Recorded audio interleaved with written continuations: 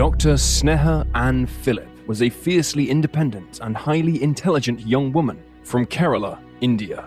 Her unquestioning care for her patients, curiosity in multiple arts, and desire to see the world were all cut short by a troubling disappearance in September of 2001 in the hours leading up to the 9/11 terrorist attacks, leaving all who knew her in the Manhattan community and the entirety of New York City at large grasping for answers in a sea of mysteries that drowned us all in doubt.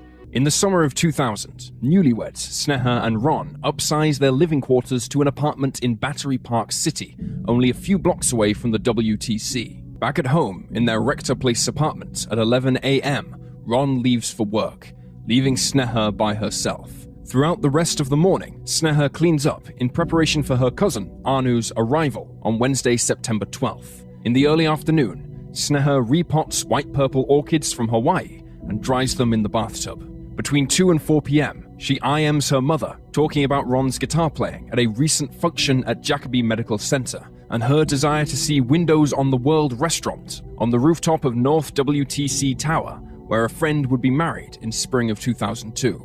Then, between 4 and 5 p.m., Sneha changes into sandals, a brown short-sleeve dress, and ties her hair back into a ponytail. She departs just after the clock chimes 5 times. Between 5 and 6 p.m., Sneha drops off dry cleaning and heads to Century 21 to shop at a discount shopping center. It's located right past the Twin Towers, only a few blocks from the apartment. She shops the retail store for lingerie, a new dress, pantyhose, and fresh linens for the apartment. Just after 6 p.m., there's a transaction at that same Century 21 on Ron's American Express credit card, which Sneha had permission to use. Between 6 to 7 p.m., she walks to the shop next door and buys 3 pairs of shoes from the shoe annex.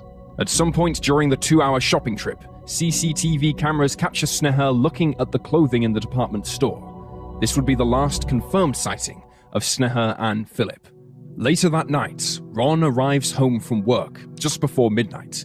He notices Sneha is absent, but also that there are no voice messages from her either, something he asked her to do when she was out late.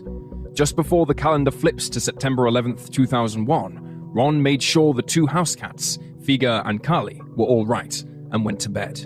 Early the next morning, at around 4 a.m., Ron's cell phone is pinged with a missed call from a phone line inside the apartment. Sneha is the only other one with access to the home, but Ron doesn't remember receiving a call and says he barely remembers even checking his voicemail around that time. 2.5 hours later, Ron wakes up to his 6:30 alarm, again by his lonesome. While he is initially annoyed, he realizes Sneha probably just spent the night at her cousin's or brother's place in West Village, which was a normal occurrence. He quickly gets ready and departs for Jacobi Medical Center via the Uptown 5 train. At 8 a.m., Ron attends the meeting, ignorant to the oncoming catastrophe, alongside all of the other blissfully ignorant New Yorkers throughout the city. 46 minutes later, at 40 seconds past 8:46 a.m., American Airlines Flight 11, a Boeing 767 aircraft filled with 92 people on board, crashes between floors 93 to 99 on the north face of the North Tower, also called 1WC, at the World Trade Center in Lower Manhattan, New York City. A few minutes pass by, and Ron leaves a meeting at Jacobi Medical Center. He exits the room and finds his co-workers crowding a television set. When he approaches, he sees a news program detailing a plane crash into the World Trade Center, which is only a few blocks from his apartment. His mind immediately races to thoughts of Sneha. At first, everyone believes the plane crash to be an accident, but those sentiments don't last long when at 9:03 a.m., United Airlines Flight 77, a Boeing 767 aircraft filled with 65 people on board, crashes between floors 77 and 85 on the south face of the South Tower, also called 2WTC. Around the same time, Ron frantically calls home to his apartment in Battery Park in an attempt to reach Sneha, but nobody picks up.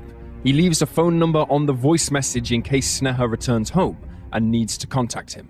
After that failed attempt, Ron then contacts Sneha's mother and brother, who haven't heard from his wife either. Meanwhile, the horrendous events of September 11th continue across the United States.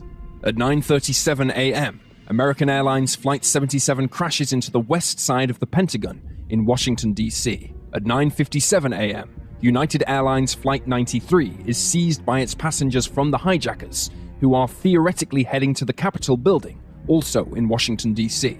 Then, within a 30-minute chunk of time, the South Tower of the World Trade Center collapses at 9:59, Flight 93 crashes in Somerset County, Pennsylvania at 10:03, and the North Tower of the World Trade Center collapses at 10:28. As the chaos swirling throughout Manhattan and elsewhere ravages the United States as a whole, Ron remains by his lonesome, thinking up all the scenarios in which Sneha could have wound up in. His theories range from kidnapping to murder to being a victim of the World Trade Center attacks herself. After hours of anxious waiting, Ron decides to leave work and look for his wife around 3 p.m. Due to the heavy traffic in the metro area of New York City throughout the day on 9/11, Ron is forced to hitch a ride with an ambulance heading toward Ground Zero.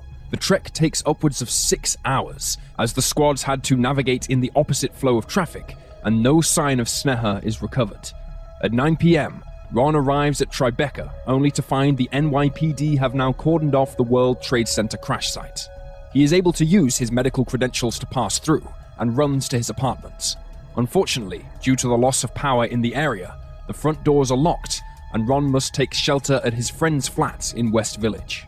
The following morning, on September 12th, Ron wakes up and heads back to Battery Park, where he is finally able to access the apartment building. He heads upstairs, walks into his unit, and finds the flat covered with soot from the tower's collapse, as a bedroom window has been left open. In the moment, Ron realizes he can use the soot to his advantage and looks for human footprints along the floor.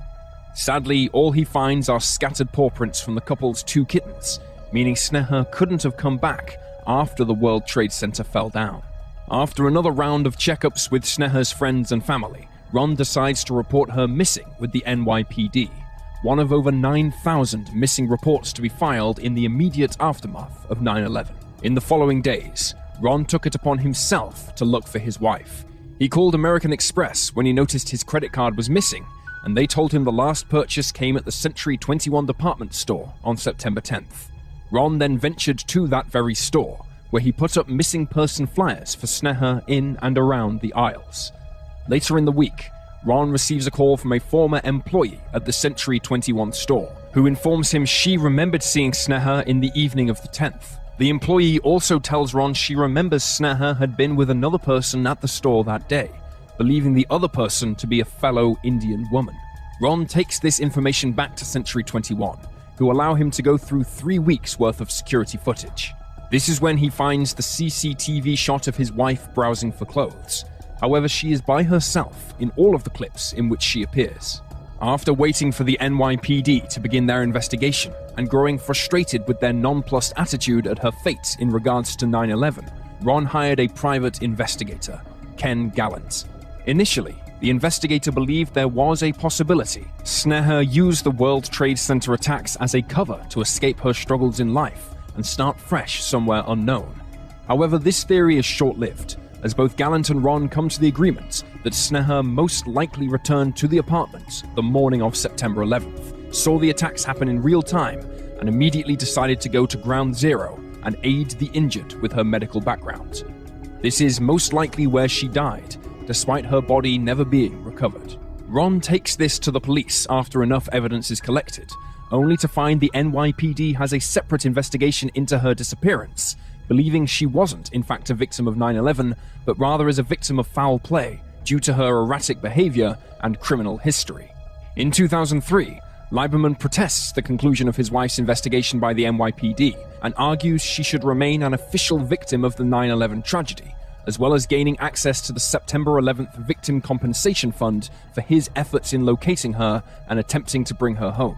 The NYPD presents these findings to the court, who hear Ron's claim, but ultimately agree there is not enough evidence to prove Sneha was a victim of the World Trade Center attacks, and her name is removed from the official list of deaths, along with 2 others, in January of 2004.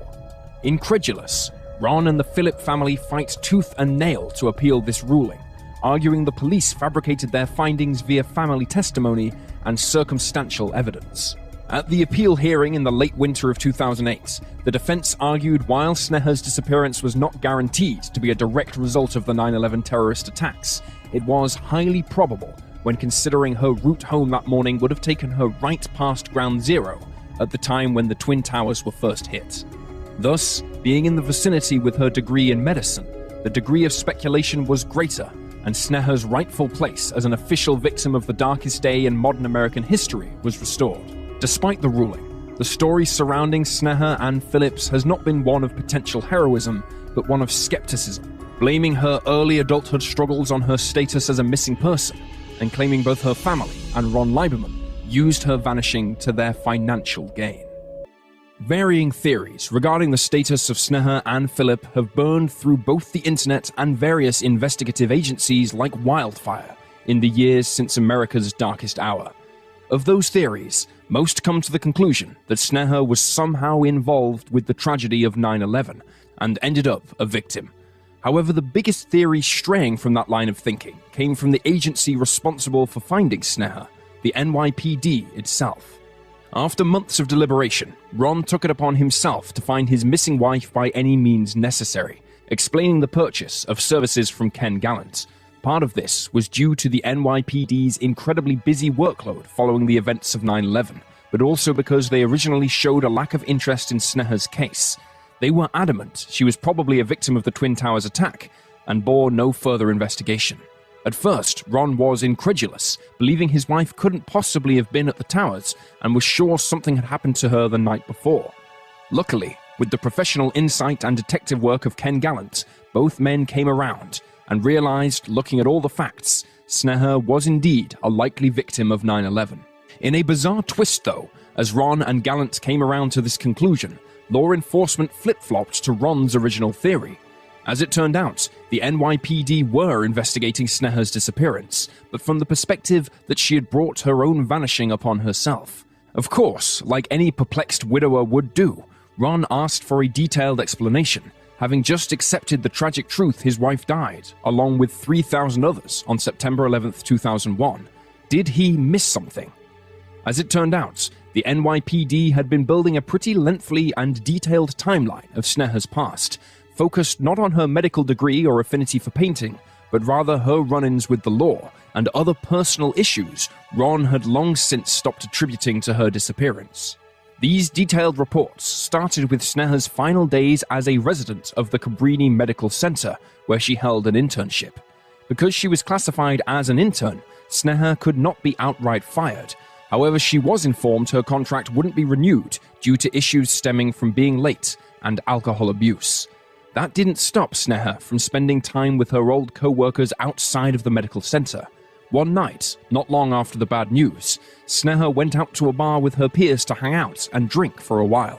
Instead of a peaceful night, however, Sneha wound up spending the next 12 hours in jail after engaging in a heated confrontation with one of her younger cohorts. According to police, Sneha filed a criminal complaint stating that she had been groped and touched inappropriately by one of the interns, who was also arrested and booked with a forcible touching charge.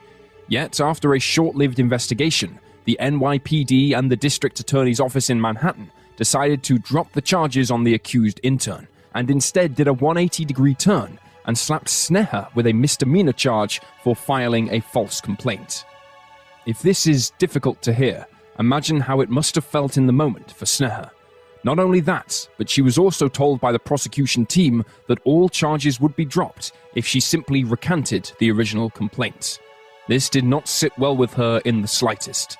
She wasn't about to surrender her story of abuse and not stick up for herself, so she denied the DA's offer and stuck to her original claim.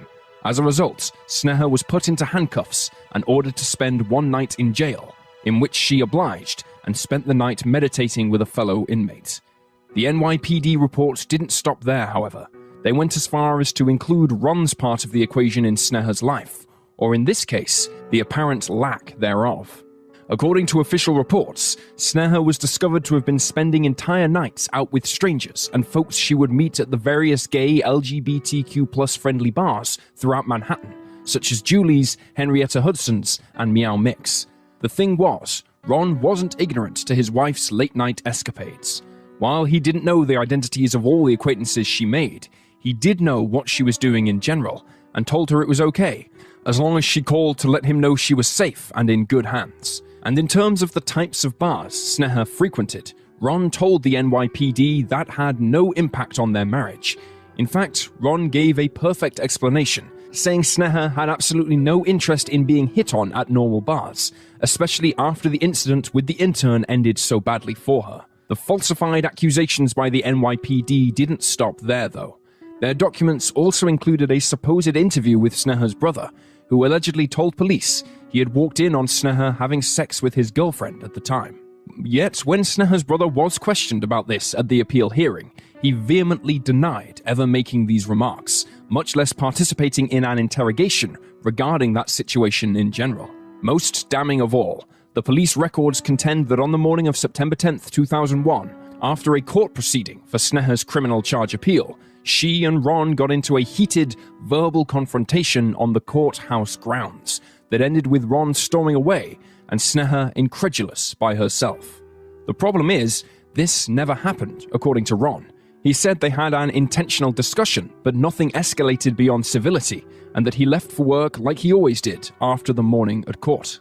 All of these falsified events and circumstantial happenings led the police to argue Sneha disappeared as a result of her own doing, either getting into trouble due to her late-night activities or using 9/11 as a means to fake her own death and escape to start a new life, getting away from the transgressions that shadowed her.